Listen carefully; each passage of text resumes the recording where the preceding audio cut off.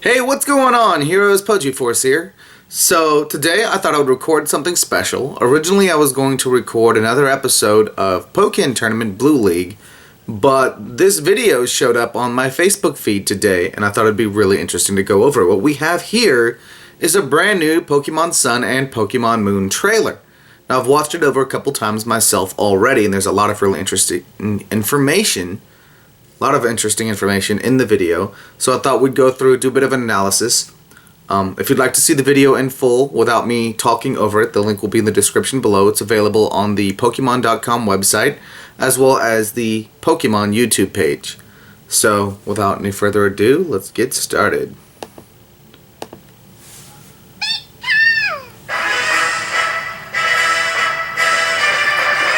Okay, so first we have the Sun Legendary, Solgaleo.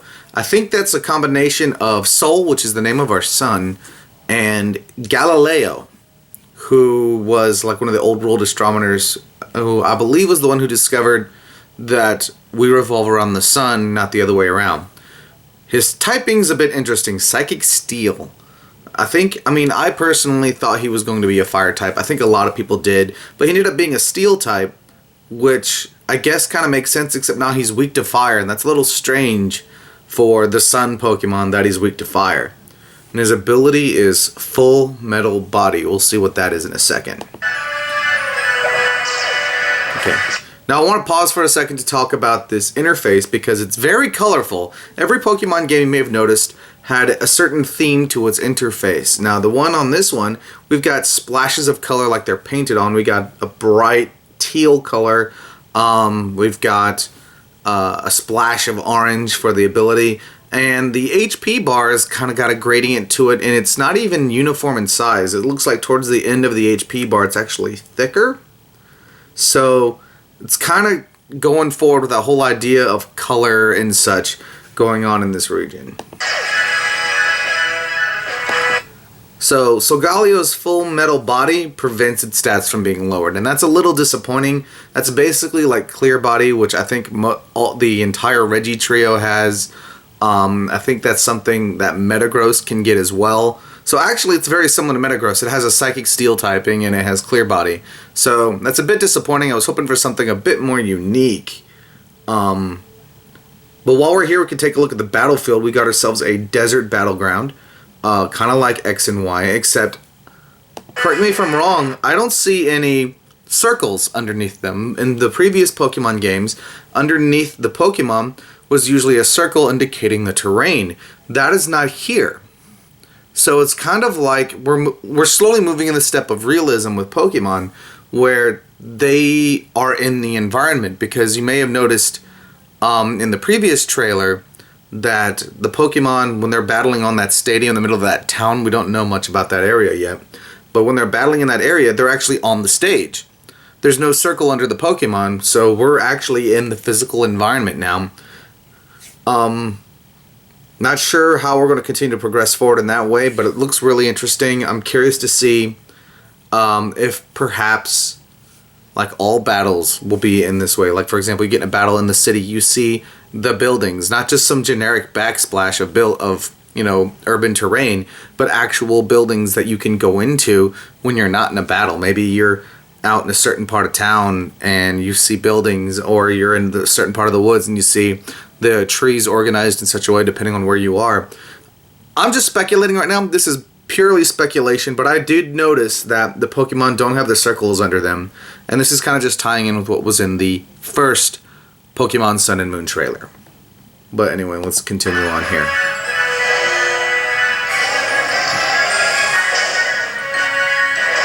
Okay, and his signature move is called the Sun Steel Strike. Okay, so I'm going to pause real quick there for a second. The Sun Steel Strike, based off of what we saw, is a physical type move. He leaps up into the air, the sun appears behind him, and there's a beam that leads down to his target where he then charges in. That looks like a physical type attack. Given his big claws and he's just this big burly creature, he's probably going to be a physical attacker. It did normal damage to that Salamence, who was flying dragon. So dragon resists water, fire, and grass. I know that much.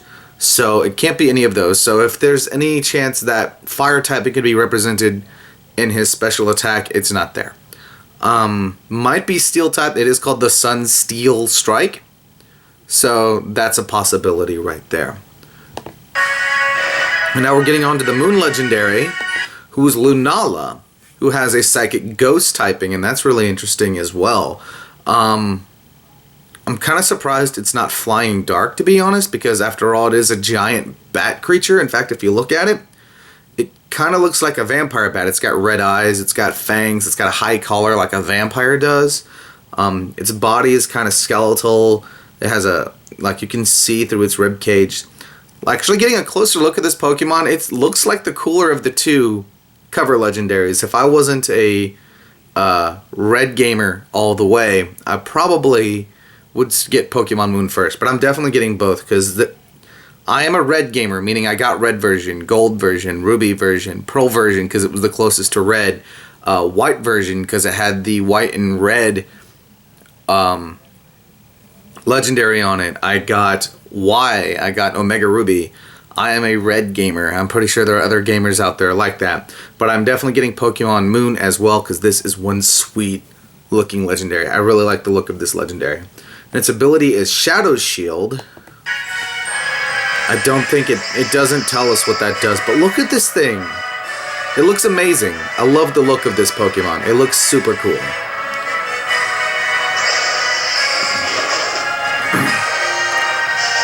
And its special attack is the Moongeist Beam. And it was super effective on that Gengar. So, like I was saying before, where the Sun Steel Strike was probably a Steel type, the Moongeist Beam is probably a Ghost type. Because Geist is like Poltergeist or Ghost. So it's probably a Ghost type to go with its Ghost typing. That was an actual beam. So it's going to be a special attacker, is what I'm thinking. And now here we got a artist rendition of the Alola region. We see 4 major islands. We got a small island off over here. And there's another island hidden in the clouds over here. And that might be something too. I'm not sure. We also have got this thing here. And actually, if you look at the Pokemon.com website, they describe that as a man-made island. Now, as you may know, the Alola region is based off of Hawaii. So what I'm thinking, from my understanding, there is actually a structure like this in Hawaii. And what that is the Pearl Harbor Museum. It might be described as a man-made island as well, but it's like a museum/memorial where you can actually go down and see the sunken warships from the attack on Pearl Harbor. So that's what that is right there. Now, if we take another look here, we've got a bunch of boats moving around. I think these are boats. They look like speeder boats. So boats are going to be a big part of this because it looks like we've got 4 major islands here. Any like beach area where you could probably surf is enclosed. You can see the rocks around it. All those areas are enclosed. So it looks like you can't surf from one island to another. If you want to go from one island to another, you're going to have to go through some kind of port town. It looks like every major island has some kind of big port town. And this island up here looks like the one that we saw in the previous trailer. There's the road, there's the area up to that stadium on top. And I've noticed all of these because, again, the Hawaiian Islands are volcanic islands. We've got a volcano here, we've got a dormant volcano here. I'm not sure if that's a volcano, but this looks like it might be. And this is a very big mountain with ice on top. So even though it is a tropical region, we are going to see an opportunity for ice-type Pokemon. Actually, I just noticed something over here. Remember how I was talking about all beaches are enclosed? This one is not. And that's very interesting. That's very interesting. And then there's something strange going on over here. I see the potential, honestly, because I do believe the Hawaiian Islands are more than just 4 islands. For this to be expanded, there may be some secret islands or maybe even some DLC expansions where they add additional islands to the game. So this looks really interesting. It looks kind of small, to be honest. Like, there's a town, there's kind of like a town area, there's a town, there's a town, there's a town, there's a town. It's mostly urban. I'm not seeing a lot of places to encounter wild Pokemon based off of this artist rendition. Welcome to the Alola region. So we're getting some more views of it, and of these 4 pictures, if we scroll back just a little bit, okay, back a little bit further, that's like the only place where I've seen grass to encounter Pokemon so far. Most of these other places, if you look at them, there's like no grass in any of those other shots. So it seems to me like encountering wild Pokemon, like legit wild Pokemon, may be the same way as encountering, in terms of how often you do it, kind of like encountering wild Pokemon in Pokemon XD Gale of Darkness. There wasn't a whole lot of them in there. It may be more story driven and based off of character interactions than it is off of actually catching and raising Pokemon. I'm not sure, that'd be a little strange for a main series Pokemon game, but here we have our protagonists. We have the boy character and the girl character, and as most people probably suspected, we have some character customization. Right here we got some default options, each with a different hair color, a different skin color, and a different eye color. I imagine there's probably going to be other ways to customize the characters you play through the game. I don't see why they would allow you to just kind of change those features in a very specific binary way and not allow you to change anything else.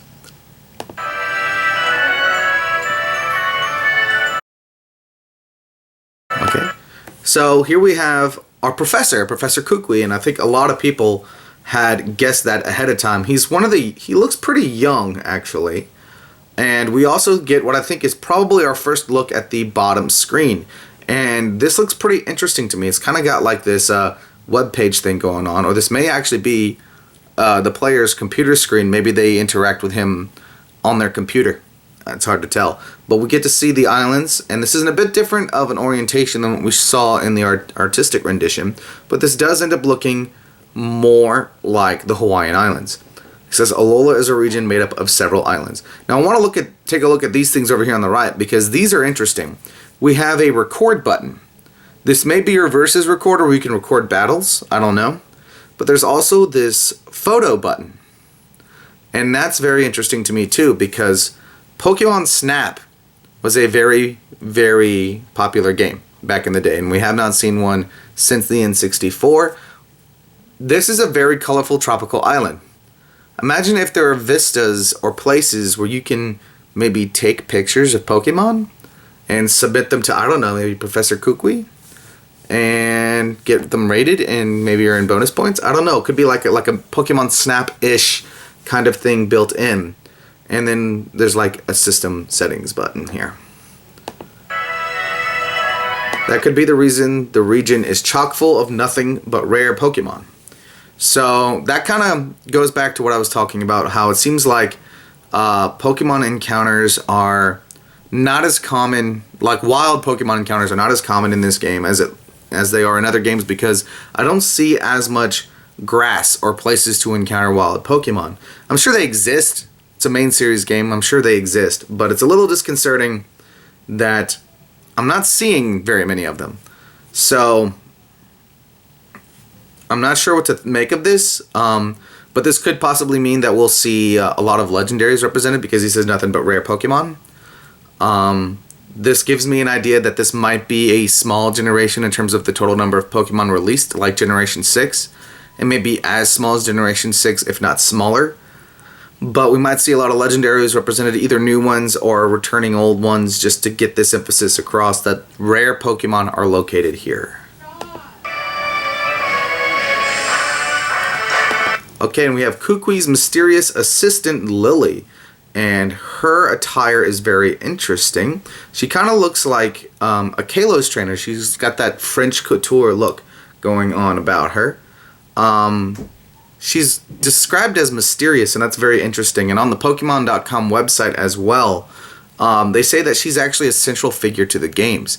So that has me, speculating a lot about who this girl could be, aside from being Kukui's mysterious assistant. She could be perhaps the evil team leader. We haven't seen anything in regards to an evil team yet, but she could be the evil team leader. Because I'm just thinking back to Generation 6, where Lysander was good. I wouldn't say best friends, but he was good friends with both Diantha and Sycamore.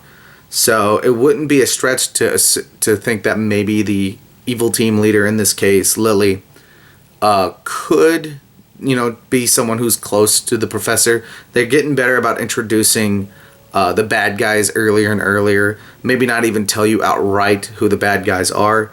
Alternatively, they could, do the same thing as they did with Diantha, and she turns out to be the champion, and she's introduced super early. Now, alternatively, she could just simply be a representation of a Kalos Pokemon trainer. She's carrying a bag with her, and it just makes me think of the player trainers and their bags, because you don't see a whole lot of bags on NPC trainers, but all player trainers carry bags, and she's got one with her. I don't know. There's a lot going on with her. Her biography on the Pokemon.com website says that she doesn't like Pokemon battles. So I think that kind of rules out the possibility of her being the champion, but that doesn't rule out the possibility of her being an evil team leader, because not liking Pokemon battles doesn't mean she doesn't participate in them. And N didn't like Pokemon battles either. N was very passive, or I wouldn't say passive, he was a pacifist. He did not believe in violence. He did not believe in Pokemon battles. He used Pokemon battles as a means to an end, but he didn't like doing them. Lily could be something like that. I don't know. There's a lot about this girl that we don't know. She's very mysterious, as it says down here. So I'm looking forward to learning more about her as we go on. And now we got How.